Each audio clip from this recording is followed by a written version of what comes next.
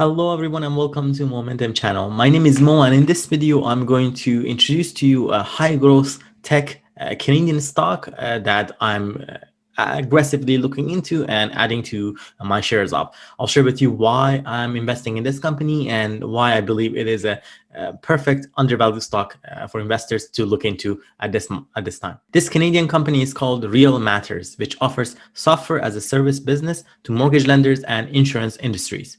Real Matters is a global provider of financial service technology, and the company primarily provides property valuation services across North America, as well as providing property and casualty insurance inspections.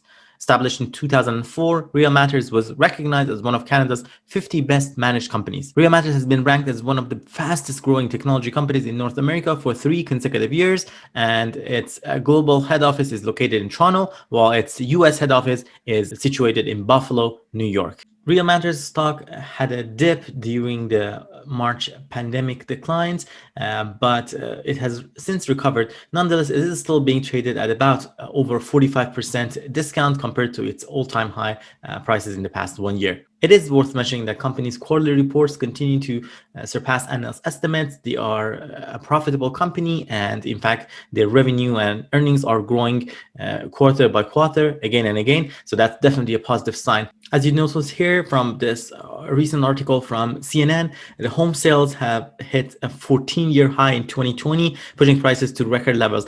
Essentially, despite the pandemic, there was record levels for the number of houses being bought, and home prices actually rose 9% in 2020 from the year before. According to Lawrence Yun, National Association of Realtors chief economist, he predicts that there would be strong activity in the housing market to continue in 2021, and the projections is that the mortgage rates would still continue to hover at record low levels, most likely at around 3%. This presents a massive opportunity for a company such as Real Matters that has been growing its revenue over time, and in fact 90% of the revenue is currently coming from the US market, and the remaining 10% is coming from the Canada market. Well, then let's take a look at Seeking Alpha data and the revenue reports as well as the revenue projections for Real Matters. The report for the revenue for the year 2020 as a whole was 455.9 million US dollars, and it is showing a growth compared to September of the previous year of 2019. Projection for the revenue for the following year, for 2021, the year that we are currently in, is estimated to grow to $544 million, and further on in 2022, it is estimated to continue to grow to close to $630 million USD. And if you look at the growth in terms of year over year, 2020 compared to the year before was showing a 29% growth in terms of revenue, and a compounded annual growth rate in revenue over the last 3 years is also showing to be 16.61%. All right, so let us take a close look at the latest quarterly report for Q1 of 2021 that Real Matters has released. It was released end of January of 2021, most recently. And what we notice here is a couple of key highlights. You notice that the first quarter ending in December 31st, 2020, which is Q1 of 2021 from a financial perspective for this company, they reported $120.3 million USD.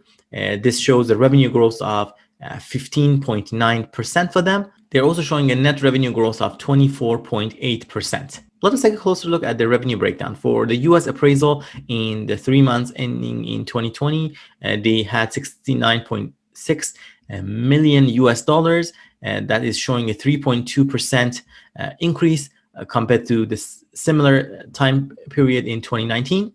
For the US title revenue, they are showing a 39% increase. And for the Canada revenue, they're showing a 40.7% increase. Canada still remains a smaller portion of their revenue, with only about 10.8 million US dollars compared to a total of 120.3 million US dollars in the last 3 months of 2020. All right, in terms of their net income, if you take a closer look at it, the company is definitely profitable. Here, you're seeing 7.1 million US dollars in net income, which is a 2% increase compared to that of same time frame in 2019. Let us move on and take a close look at the financial position of the company and how healthy they are when it comes to some of those key financial metrics, including their assets versus their liabilities. As you notice here, their company's current assets, their current total assets, it's sitting at 151.8 million US dollars. And if you compare that current assets to their current liabilities, here you'd notice that their current liabilities is sitting at 25.7 million US dollars. So their current assets well exceed their current liabilities, and that's always a positive sign. The company is in a good position to be able to pay for its short-term liabilities. And a big portion of their current assets, in fact, is held as cash and cash equivalents, and so close to 118.6 million US dollars. So that's really positive. What's more, the total asset, which is at 243.1 million US dollars by the end of December 31st, 2020, well exceeds their total liabilities of 36.0 million US dollars. That's again a wonderful sign for us to see and observe. When we look at the company's operating cash flow, their cash generated from operating activities for the 3 months ending in 2020 was at 7.3 million US dollars, which is close to half of that in the same period in 2019. Well, there are two reasons that I noticed why the cash generated from operating activities has actually declined for the company drastically. One is the income taxes paid, that you notice is a lot higher than the other quarter in 2019, and the other one would be on their changes in non-cash working capital items. So nonetheless, they are still showing a positive cash flow from their operating activities. As for their investing activities, their cash flow is actually negative because they've utilized their cash in some of the investment activities. So that's on that. They purchased some property and equipment.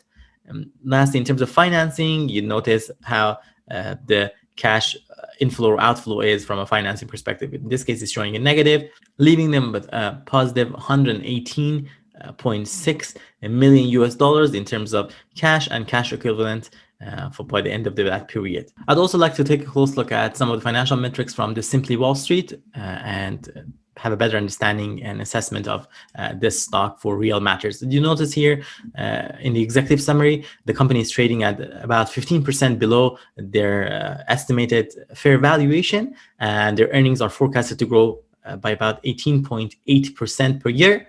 The company's earning has grown by 341% approximately over the past 1 year. So that's really some positive aspects that you notice for the Real Matters company. Now, if you scroll further down, you notice here from a market performance for the stock, the past 7-day return for the stock has been negative 4.7%. And in fact, the past 1 month, the stock has also been down. If you notice, the past 30 days, the stock has been down by 9.1%, past 90 days by 22.1%. But the overall past 3 years has been up. To me, these recent declines in the stock can provide a good opportunity for investors who haven't had the chance to invest in this company. Definitely the price of cool down a little bit, and it's a good opportunity if you think this company has the potential to grow, given the growth in the real estate market and how most likely as a result of that, more and more lenders would capitalize on this opportunity and utilize the services of a company such as Real Matters that makes it super easy for them with their quality services that they offer. You'd notice here that the average market volatility sitting at about the beta of 1.11, and for Real, it is a little bit less than that, and it's actually at 0.89. Beta is a measurement of volatility for the stock compared to general stock prices. If you scroll further down in terms of valuation, you'd notice that the stock's last price being at $17.27 Canadian dollars. The stock is traded on Toronto Stock Exchange.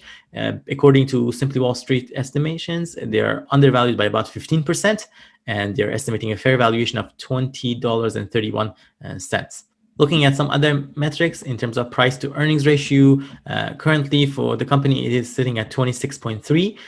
But if you compare it to the industry, is slightly higher than that at 24.8. Usually, we would like to see a price to earnings ratio at the lower levels, especially for the same industry and same market. So in this case, it might suggest that perhaps this company is a little bit pricier than typical companies in this industry and market. Nonetheless, you should also keep in mind the potential growth for the company, and sometimes that is also a factor how it impacts the stock and how it's traded in the stock market. As for the price to book ratio, Real Matters company is sitting at 5.7, which is higher than the industry and the market. So that could be a little bit of a red flag. Again, the price to book ratio, you would like to see lower numbers compared to the industry.